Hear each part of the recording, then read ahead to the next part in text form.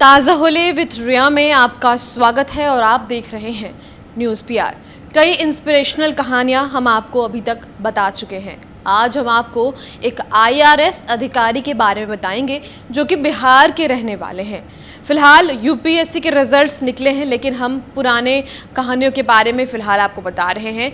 ये बात है 2016 की, जब निरंजन ने यूपीएससी क्रैक कर लिया था। लेकिन उसके बैकग्राउंड इन्फॉर्मेशन में जाते हैं। पहले की कहानी आपको इनके बारे में बताते हैं कि इन्होंने किस प्रकार से संघर्ष किया और किस प्रकार से इन्होंने यूपीएससी परीक्षा पास कर आईआरएस अधिकारी बने। तो आपको बता दें, निरंजन नवादा जिले के पकरी बर्मा के रहने वाले हैं और एक छोटा सा गांव है, वहीं रहते थे। इनके घर की हालत बहुत अच्छी नहीं थी कि ये यूपीएससी की तैयारी कर सकें। इनके पिता खैनी बेचने का काम किया करते थे। 4-5 भाई बहन थे ये लोग। बहुत ही कष्ट से पढ़ाई हो रही थी, लेकिन बचपन से ही पढ़ने में काफ़ी अच्छे थे और यही कारण था कि इनका चयन नवोदय विद्यालय में हो गया। आप सब जानते हैं, नवोदय विद्यालय में ज़्यादा पैसे नहीं लगते और वहाँ अच्छी पढ़ाई की सुविधा भी दी जाती है। तो अपना 10वीं इन्होंने कंप्लीट कर लिया।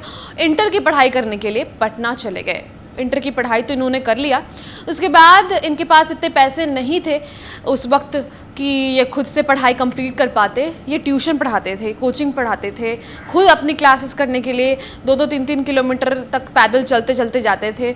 लेकिन संघर्ष बरकरार रखा था इन्होंने और इनकी इस संघर्ष ने इन्हें आईआईटी में एडमिशन दिलवा दिया। आईआईटी में इन्होंने पढ़ाई लिखाई की। उसके बाद इनकी नौकरी भी लग गई कोल इंडिया कंपनी में।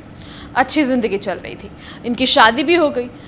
लेकिन इनके मन में जो एक इच्छा थी कि मुझे यूपीएससी एग्ज़ाम देना है, वो बरकरार थी। इन्होंने नौकरी छोड़ी और उसके बाद चूँकि ये बहुत स्टेबल भी हो चुके थे, इनके पास सब कुछ हो चुका था, लेकिन स्टिल इन्होंने यूपीएससी करने का ख्याल अपने मन में बना ही रखा था। पढ़ाई करी और उसके बाद पढ़ाई करते करते इन्होंने जब यूपीएससी एग्ज़ाम दिया 2016 में, तो इनका चयन आईआरएस में हुआ। बहुत अच्छा रैंक नहीं आया, लेकिन आईआरएस अधिकारी में हुआ, जो कि ये चाहते थे कि एटलीस्ट हम यूपीएससी एग्ज़ाम दे दें, सिक्योर हो जाएं। तो इस प्रकार से इन्होंने निरंजन कुमार ने यूपीएससी एग्ज़ाम भी क्रैक कर लिया।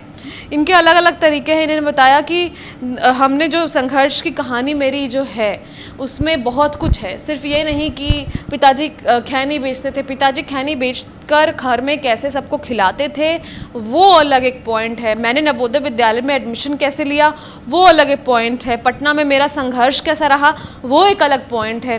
क्योंकि हम तो कहानी के कुछ सेंटेंसेस के थ्रू इनकी कहानी सुना रहे हैं, बट उतने में इनके कितने साल गए हैं, वो एक अलग ही कहानी है। और इस प्रकार से इन्होंने बहुत ही संघर्ष के साथ अपना सपना पूरा किया है, अपना नाम रोशन किया है, पिताजी का नाम रोशन किया है और बिहार का नाम रोशन किया है। तो ये थी निरंजन कुमार की कहानी, जो कि बिहार के नवादा जिले के रहने वाले हैं।